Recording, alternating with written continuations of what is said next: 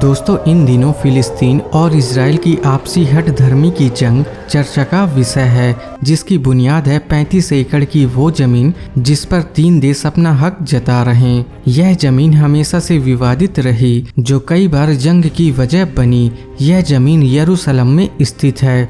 हम बात कर रहे हैं उस 35 एकड़ अजूबे की, जिसे अलग अलग जुबानों से पुकारा जाता है। यहूदी इसे हर हवाइयात कहते हैं तो मुस्लिम इसे हरम अल शरीफ। दरअसल इस झगड़े की बुनियाद मान्यताएं हैं, जिनके मुताबिक यहूदियों का यह विश्वास है कि इस जगह एडम का जन्म हुआ। यही वह स्थान है जहां अब्राहम ने ईश्वर की आज्ञा मानकर अपने बेटे की बलि देनी चाहिए, मगर ईश्वर के चमत्कार के चलते बेटे की जगह भेड़ आ गई, यानी वह अपनी परीक्षा में सफल हुए। यह घटना इसी जगह हुई थी। इसी वजह से यहूदी इसे फर्स्ट टेम्पल कहते हैं। समय गुजरने के साथ ही बेबीलोन सभ्यताओं के लोगों ने इसे नष्ट कर दिया। इसके काफी वर्षों बाद 516 ईस्वी पूर्व यहूदियों ने इसका पुनर्निर्माण करवाया, जिसे वह दूसरा मंदिर कहकर पुकारने लगे। इसे इतना पवित्र माना गया कि यहाँ खास यहूदी यानी पुजारी जैसे लोग ही कदम रख सकते थे। आम लोगों के लिए मनाही थी। इस मंदिर की उम्र 600 साल रही। सन 70 में रोमन ने इसे ध्वस्त कर दिया, जबकि यह वेस्टर्न वॉल की दीवार के रूप में आज भी मौजूद है।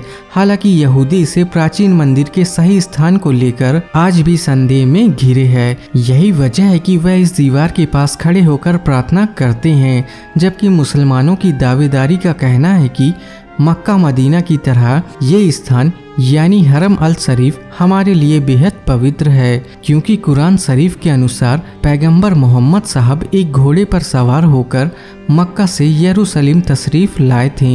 यहीं सबे मिराज का वाकया पेश आया, यानी जन्नत को प्रस्थान।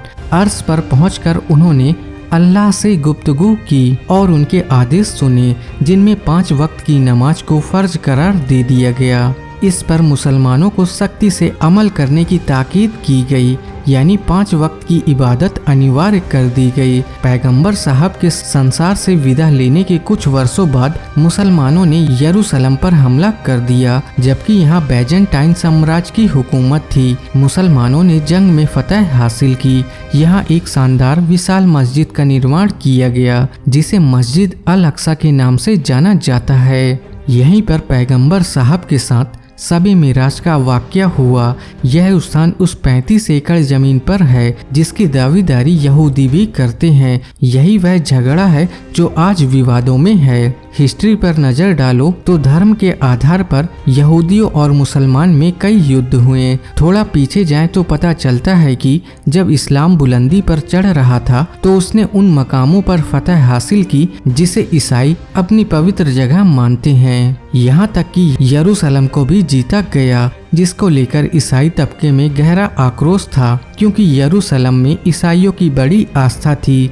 इस संप्रदाय के अनुसार ईसा मसीह ने यहीं पर उपदेश दिए और यहीं उन्हें क्रॉस पर चढ़ाया गया। इसी मत के अनुसार यहीं से वह फिर से इस दुनिया में आएंगे या फिर इसी जगह पाए जाएंगे। अगर इस 36 के आंकड़े पर गौर करें तो प्राचीन यहूदी ही कहलाते हैं। यहूदियों के बाद ही मुसलमान और ईसाइयों का अस्तित्व आया। यहूदी साम्राज्य रोमन आक्रमण का शिकार हुआ, फिर यरूशलेम मुसलमानों के कब्जे में रहा। समय के साथ ईसाइयों और मुसलमानों में कई धार्मिक जंगें हुई। आपको बता दें, पहली जंग यरूशलेम के लिए ही हुई थी। हालांकि 1099 में ईसाइयों ने यरूशलेम पे फिर से फतह हासिल कर ली थी, जो क्षणिक साबित हुई, क्योंकि मुसलमानों ने कुछ ही अरसे में वापस इस पर फतह हासिल की। जिसके बाद हरम अल शरीफ की देखरेख की हिफाजत का जिम्मा एक खास संगठन को तैनात किया गया। हरम अल शरीफ की हिफाजत का जिम्मा एक खास संगठन को दिया गया, जिसके चलते यहाँ पर अन्य धर्मों का प्रवेश वर्जित कर दिया गया। यह परंपरा वर्षों जारी रही। हालांकि 1948 में इजराइल ने अपना खेमा फिर से गाड़ा, जिस पर फिलिस्तीनियों ने ऐतराज जताया। उन्होंने आपत्ति जताई कि हमारे देश में दूसरे देश की बुनियाद क्यों पड़े। उन्होंने आह्वान किया कि यहूदी कहीं और जाकर बसें। कमाल यह है कि यहूदियों ने भी स्पष्ट कह दिया कि हम क्यों जाएं। यह जमीन हमारे पुरखों की सरजमीन है, जिससे बरसों बरस हमें जुदा रखा गया, हमें हमारी जमीन पर हक वापस चाहिए। गौरतलब बात है कि यहूदियों की पवित्र किताब हिब्रू बाइबल में ईश्वर और अब्राहम के बीच का वार्तालाप दर्ज है, जिसके अनुसार यहूदियों के पूर्वज ईश्वर के आदेश पर यहाँ आकर बसे थे। अब्राहम के बेटे इज़ाक का नाम था जैकब, जिन्हें इज़राइल के नाम से भी पुकारा जाता था, जिनकी 12 संतानें हुई। इन्हीं से उत्पन्न हुई नस्लों से इजराइल देश की बुनियाद पड़ी और संपन्न हुई, जिसे आप लैंड ऑफ इजराइल के नाम से भी जानते हैं। आधुनिक इजराइल इसी हक पर ऐलान करता है कि वह इसे अपनी राजधानी बनाना चाहता है। हालांकि ये इतना सरल नहीं था, क्योंकि मुसलमान के लिए भी यह जगह उतनी ही पवित्र और अहम है जितनी इजराइल वासियों के लिए। इसी वजह से मुस्लिम अपनी आपत्ति दर्ज कराते रहे। अगर टेम्पल ऑफ माउंट का नियंत्रण इजराइल को मिलता है तो जाहिर सी बात है खूनी जंग छिड़ जाती। अगर ऐसा होता तो ये मुसलमानों के लिए नाइंसाफी की बात होती। इन्हीं विवादों की गहमा गहमी में संयुक्त राष्ट्र के कई देशों ने एक संयुक्त विचारधारा को अमल में लाने की घोषणा की, जिसे पार्टीशन रेजोल्यूशन के नाम से जाना गया, जिसके अनुसार फिलिस्तीन के 2 हिस्से करके एक हिस्सा यहूदियों को दे दिया जाए, दूसरा हिस्सा फिलिस्तीनियों को दे दिया जाए। गौर कीजिएगा, इधर यरूशलेम पर इंटरनल कंट्रोल की बात कही गई, जिसकी कमान यूएन के हाथ में रहेगी। इजराइल वालों ने इस ऑफर को तुरंत मान लिया, जबकि अरब देशों ने इसे सिरे से नकार दिया, जिसका परिणाम यह हुआ कि दोनों में जंग छिड़ गई।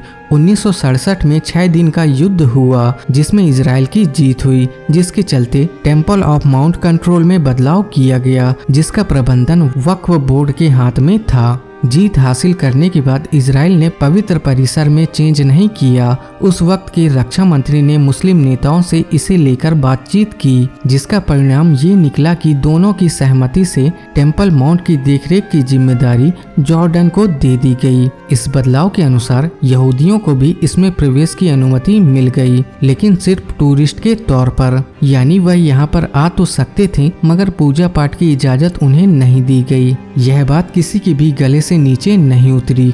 दोनों तरफ के धार्मिक संप्रदाय हठ धर्मी पर अड़े रहे।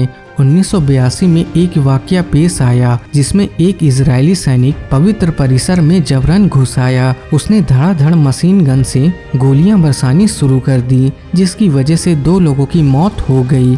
इस घटना से मुसलमानों और यहूदियों में जबरदस्त तनाव बढ़ गया। अब अगर यहूदी प्रार्थना करते तो मुस्लिम पथराव कर देते, जिसके चलते यहूदियों की जिद और बढ़ती चली गई।